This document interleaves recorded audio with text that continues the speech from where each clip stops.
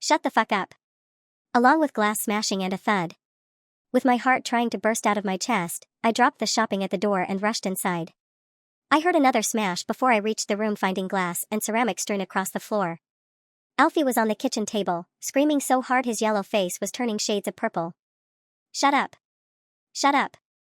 Sarah kept shouting as she picked up another plate to throw. Her pale face was covered in tears and snot, her neck and arms bearing scratches that oozed blood. I grabbed her and yanked her back, asking what the fuck she was doing. "I can't do it. He won't stop. He hasn't stopped. I can't. I hate him." She gasped when she realized what she'd said, dread tightening around her pupils before she burst back into tears. I set her down in the living room before returning to Alfie, doing everything I could to get him to finish the 2 bottles Sarah had been trying to give him. It took me almost an hour to finally get him to quiet down. I put him to bed and quickly rushed back to my wife, hoping we could talk in the 5 minutes of quiet I'd bought us.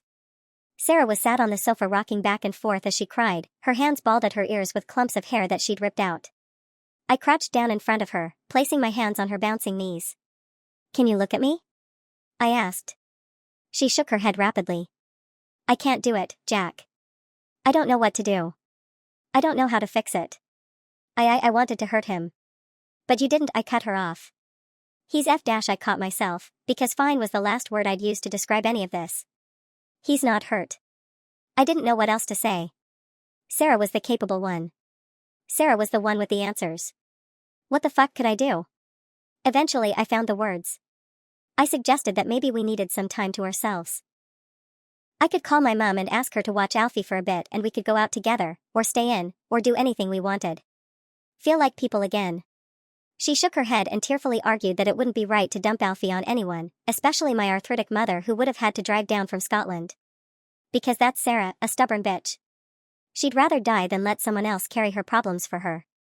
Trying to think of something else, I realized that in all the stress of looking after Alfie, she'd stopped seeing her therapist.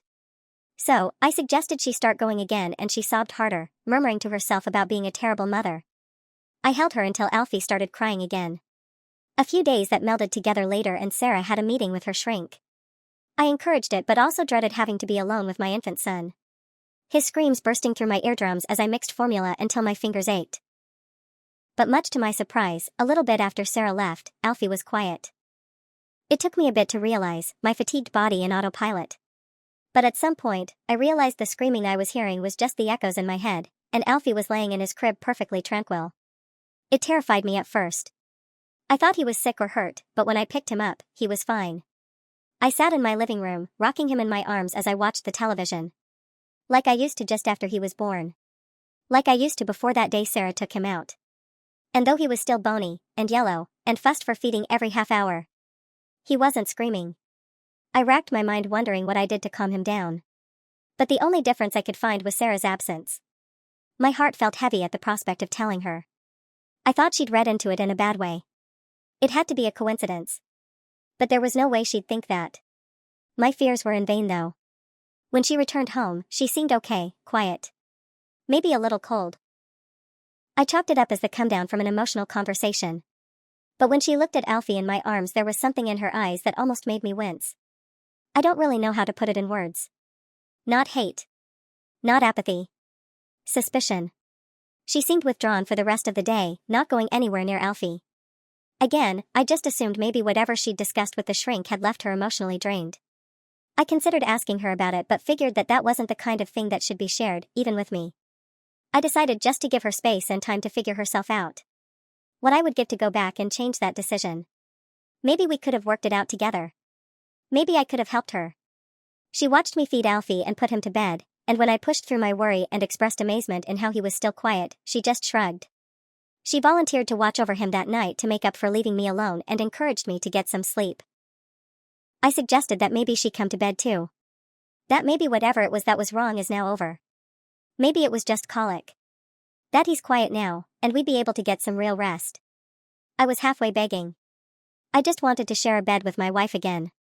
She shook her head, her dispassionate eyes analyzing our son's skinny yellow body as his prominent ribcage slowly rose and fell. Her arms crossed tight over her chest, her face struggling to keep the sneer suppressed. Apprehensively, I relented, recognizing the look of stoic resignation that she'd put on when making a tough decision. and knowing that look meant she'd made her choice. Sarah was always a stubborn bitch. Once she made her mind up about something, it was impossible to talk her out of it. Please like and subscribe. Part 4 is in description.